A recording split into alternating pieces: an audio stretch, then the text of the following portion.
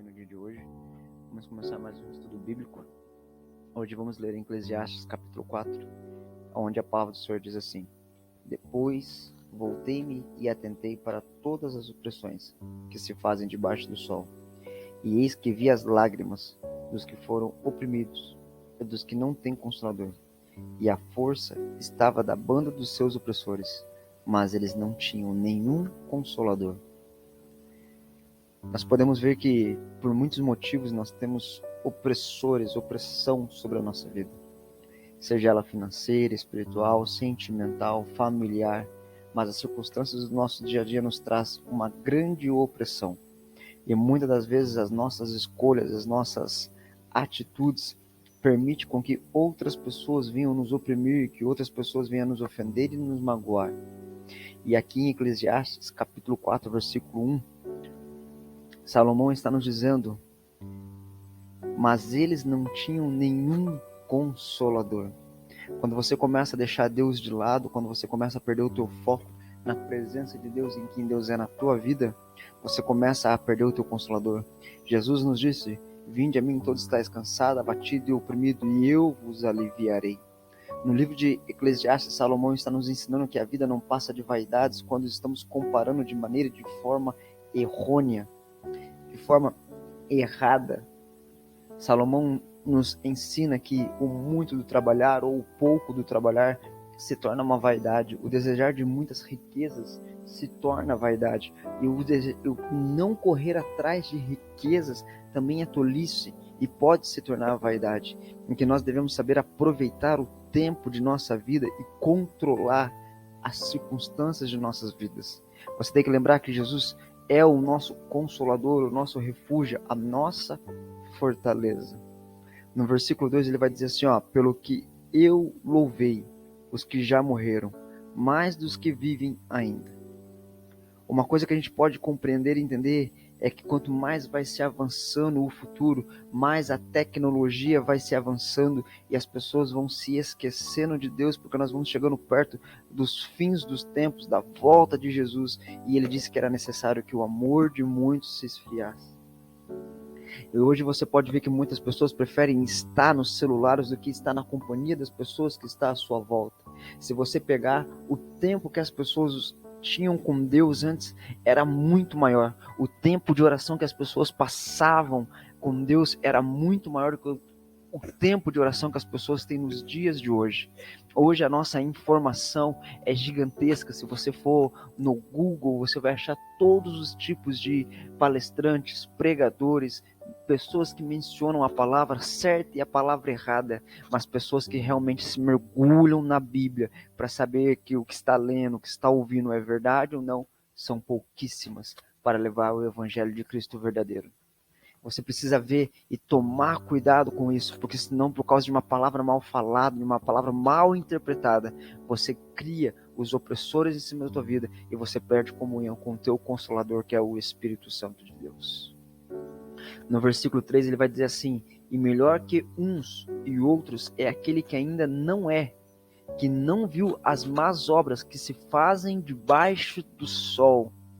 Jesus nos disse que era necessário que houvesse escândalos no meio do Evangelho. E todas as vezes que este escândalo acontece, você pode ver que a fé de alguém é abalada, a fé de alguém é estruturada.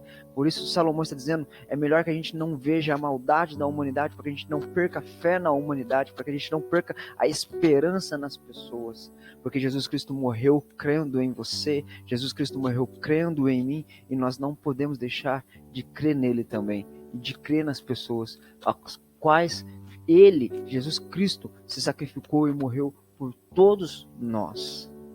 No versículo 4 ele vai dizer assim, também vi eu que todos os trabalho e toda destreza em obras traz ao homem a inveja do seu próximo. Também isto é vaidade e aflição de espírito. Você já parou para ver quantas pessoas estão se preocupando em olhar para o jardim do vizinho? O quanto o vizinho ganha, o carro que o vizinho tem, a casa, os filhos, a esposa, ou algumas mulheres que olham para o marido. Eu tenho uma pessoa que eu conheço que ela sempre fala para mim, eu queria casar com tal homem, porque aquele lá é um homem de verdade. Mas ela não para olhar para o marido dela como ela deveria olhar, e só reclama e reclama do marido dela. Ela acha que o jardim do vizinho é muito mais verde. Esses dias eu estava conversando com uma jovem, ela perguntou assim, falou bem assim para mim: ah, mas o nosso vizinho, ele ganhava menos do que eu e meu marido ganhávamos. E ele tinha carro, casa alugada, sustentava a esposa e o filho. E eu falei, cara, você está olhando para o jardim do vizinho sem saber realmente o que acontece na história desse vizinho. Você não sabe se eles tinham pouca comida em casa, você não sabe se alguém ajudava e sustentava eles. Você não sabe como que era, você está olhando o externo, mas o interior que realmente importa, isso você não consegue enxergar. Por isso se torna vaidade. Você tem que parar de fazer esse tipo de coisa. Salomão nos alerta muito sobre isso. Vocês têm que ficar atento com isso, porque são as astutas ciladas de Satanás para a nossa época, para a nossa geração. Olhar os grandes carrões e grandes casas que as pessoas têm. Principalmente Instagram, Facebook, que as pessoas estão sempre postando fotos, postando praias, cervejas, postando uma maravilha maravilhosa, que muitas das vezes é uma mentira por completo. No versículo 5, ele vai dizer assim: o tolo cruza suas mãos e come a sua própria carne. Melhor é uma mão cheia com descanso do que ambas as mãos cheias com trabalho e aflição de espírito.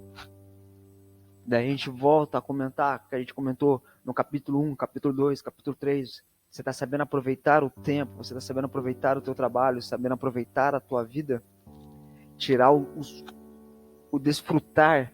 Não importa se a circunstância é boa, se a circunstância é ruim. Você está desfrutando aquele momento que você precisa viver. Algo se tem para aprender, algo se tem para evoluir e crescer. Tanto na coisa boa quanto na coisa ruim. E isso são tipos de coisa que nós precisamos parar e analisar melhor. No versículo 7 vai dizer assim: outra vez me voltei e vi vaidade debaixo do sol. Porque se você começar a analisar e ver, você vai ver que 90% das coisas que você faz é tudo vaidade. Vaidades de vaidades. No versículo 8, ele vai dizer: há um que é só, e não tem segundo. Sim, ele não tem filho, nem irmã, nem contudo de todo o seu trabalho não há fim. Nem os seus olhos se fartam de riquezas, e não disse: para que trabalho? Ou privando a minha alma do bem? Também isto é vaidade, é enfadonha ocupação. Aqui ele não me deixa uma coisa bem clara, que muitas vezes a gente pensa em conquistar as coisas, mas não pensa em um legado. Você tem que pensar o que está deixando e para quem você está deixando. Qual é a tua marca, qual é o teu legado. No versículo 9, 10, 11, 12, ele vai dizer assim: melhor é serem dois que um, porque tem melhor paga do seu trabalho. Porque se um cair, o outro levanta o seu companheiro, mas ai do que estiver só, pois caindo não haverá outro que o levante. Também, se dois dormirem juntos, eles se aquentarão, mas um só, como se aquentará?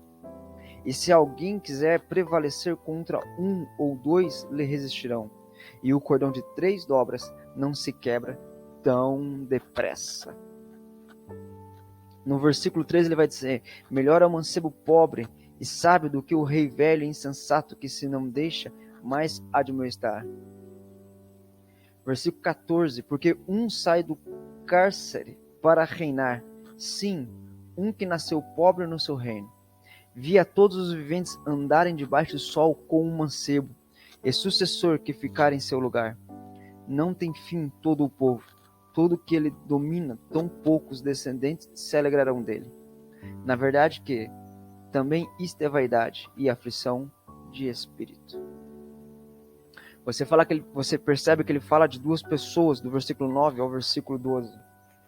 Você vê que ele fala que se um cair, o outro levanta, se tiver frio, ambos se esquentam. E assim é com a presença do Senhor. Assim é estar com Deus. Se nós caímos, Ele nos levanta. Se nós precisarmos do seu amor, do seu carinho, Ele nos oferece, nos oferta. Mas também da mesma maneira, se nós precisarmos da correção, Ele também vai nos dar.